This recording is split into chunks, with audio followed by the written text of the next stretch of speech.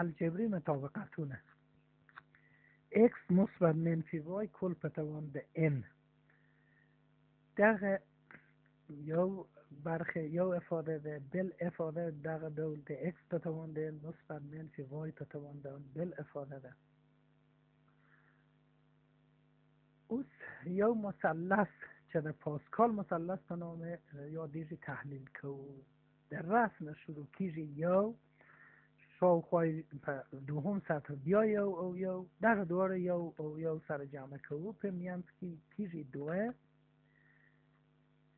او بیرته دواړه خواته یو. اوس نو د هر دوه حد سره جمع کوو په میانځ کې بل عدد په راتلونکي سطر سره کرښه سره لیکو درې دوه جمع د یو بیای درې دا بل اوس په همدغه ترتیب سره دوه په دوه سره جمع کوو راتلونکي کرښه ځنې جوړوو.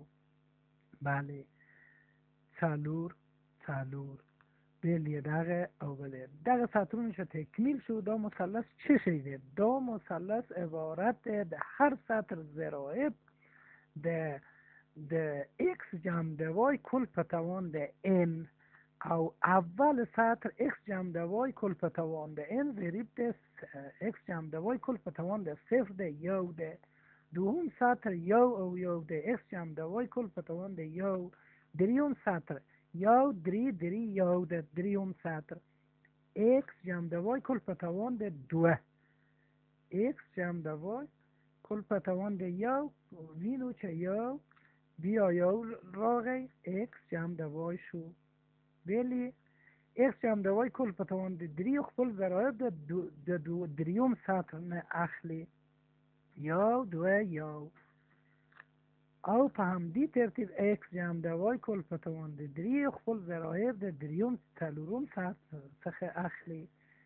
یعنی په دې لحاظ هر سطر نمایندگی کوي د ضرایب د بینوم چې توان د بینوم د هغه سطر سره سر خوري لکه چې لیدل کیږي دلته x جمع د y کل په توان د څلور. دغه مثلث عددی مثلث د پاسکال مثلث په نام یادیږي.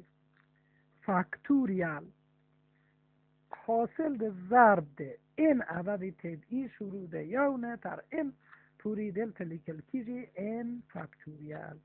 معنای دا د n ضرب د n منفی یو ضرب د n منفی دو تر آخر پوری ضرب د څلور ضرب د درې ضرب د یو ضرب یا برعکس یو ضرب د دو ضرب د تر آخر پوری لاسته راځي ورته n فاکتوریال ویل کیږي. مثلا 15 فاکتوریال لاسته راوړو. 15 فاکتوریال څه شي؟ یو ضرب د دو ضرب د درې ضرب د څلور ضرب د 15 په دې ترتیب سره یو سل شل سو 15 فاکتوریال. همدغه فی لاس فاکتوریال معنای چه شی ده؟ د یو څخه تر لاس پوری یا د لاس څخه تر یو پوری یو د بل سره ضرب او عدد په ترتیب سره دلته لاسته راځي یو لوی عدد ده چې دغه عدد ده. اوس نو ا جمع د بی کل په توان د n دغه بینوم ته انکشاف ورکو.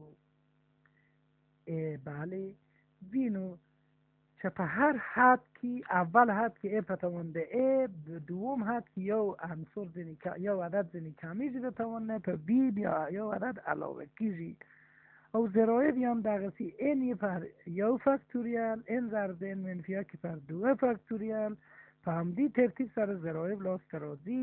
آخرین حد اختیاری حدی دلته لیدل کیږي آخر حدی بی په توان د n ده. بله او آخر حدی n فاکتوریال یعنی که چیزی دغه سره مقایسه کو طول حدود یې ضرایب د حدود یو د بل سره د اول حد و آخر حد سره او بل دوهم حد د اول نه دوهم حد د آخر نه یو د بل سره متناظر ضرایب لري.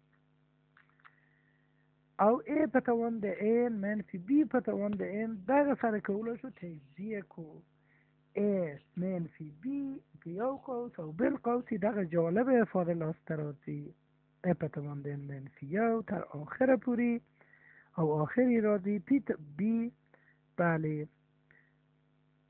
بله لاسته راځي بی په توان د n منفی یو دغسی در تجزیه کیږي A منفي B که چیرې اشاره ده دوی ترمنځ منفي وي.